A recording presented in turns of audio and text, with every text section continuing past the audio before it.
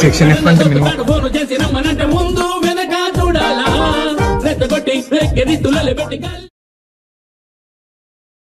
Phase shift ఇది circuit diagram 560 ohms 3 104 capacitors 3 use చేశాను. RF వచ్చేసి 50 ohms నుంచి 100 kilo ohms వరకు వ్యారీ చేయాలి. ఐసీ 741 తీసుకోవాలి. 2 నుంచి 560 ohms గ్రౌండ్కి ఇవ్వాలి. అండ్ 2 నుంచి 104 కెపాసిటర్ సైడ్కి ఇవ్వాలి. తర్వాత కెపాసిటర్ అదర్ ఎండ్ నుంచి 560 ohms మరి గ్రౌండ్కి ఇవ్వాలి. గ్రౌండ్ కనెక్ట్ చేయాలి. అదర్ ఎండ్ సేమ్ ఎండ్ నుంచి కెపాసిటర్ సైడ్కి ఇవ్వాలి. 1 more 560 ohms తీసుకొని కెపాసిటర్ అదర్ ఎండ్ నుంచి గ్రౌండ్కి ఇవ్వాలి. ఇంకొక కెపాసిటర్ 104 తీసుకొని సైడ్కి ఇచ్చేయాలి.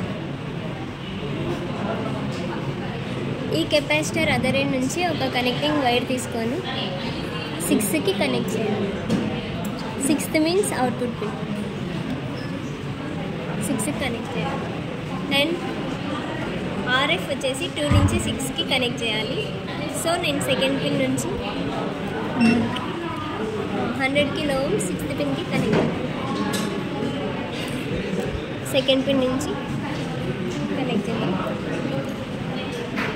ఇది సర్క్యూట్ 3 నుంచి గ్రౌండ్ కనెక్ట్ చేయాలి. థర్డ్ పిన్ గ్రౌండ్ చేయాలి.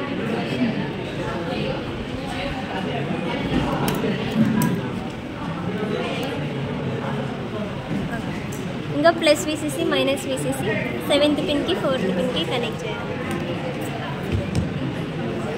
ప్లస్ విసిసి 7th పిన్కి కనెక్ట్ చేద్దాం. నెగిటివ్ వచ్చేసి గ్రౌండ్. సెకండ్ ఛానల్ పాజిటివ్ వచ్చి గ్రౌండ్ కనెక్ట్ చేయాలి. నెగిటివ్ వచ్చేసి 4th పిన్కి ఇవ్వాలి.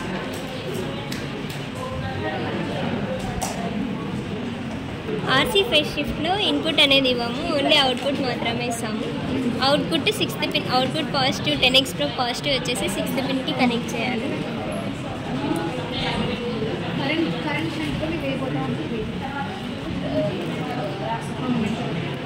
Input negative pin ground connect చేయాలి.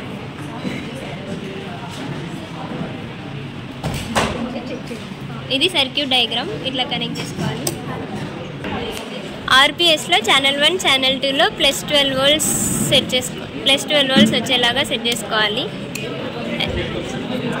ఆర్పిఎస్లో 12 volts ఇచ్చిన తర్వాత ఈ సర్క్యూట్ డయాగ్రామ్కి మనకి అవుట్పుట్ వేవ్ సైన్ వేవ్ వస్తుంది అనమాట.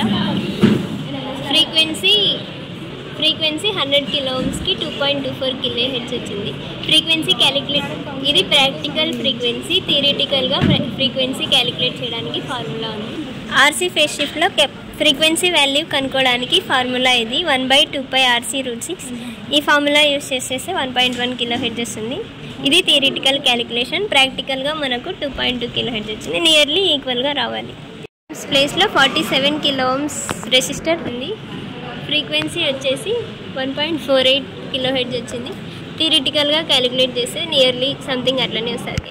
నెక్స్ట్ 47 kilo ohms ప్లేస్లో 15 kilo ohms రీప్లేస్ చేసినాము. దానికి కరెస్పాండింగ్ అవుట్పుట్ ఇది వచ్చింది.